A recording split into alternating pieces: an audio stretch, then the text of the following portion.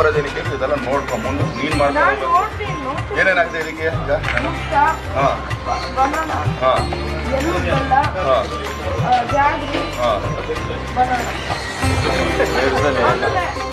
ಎರಡು ಥರ ಬನಾನಾ ಇದು ಡಾಲ್ಟಾ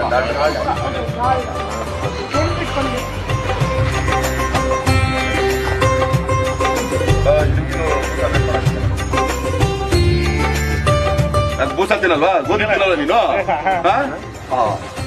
ಇದೇ ಥರ ಕೈಮೆ ಉಂಡೆ ಮಾಡ್ಕೊಂಡ್ರೆ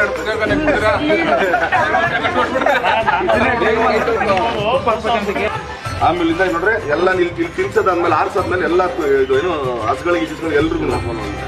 ಕುರಿಗೆ ಗಿರಿಗೆ ಎಲ್ಲ ಅಲ್ಲ ತಿರುಪತಿಲಿ ಚೆನ್ನಾಗಿ ಲಾಡು ಬಿಟ್ಟಾರೆ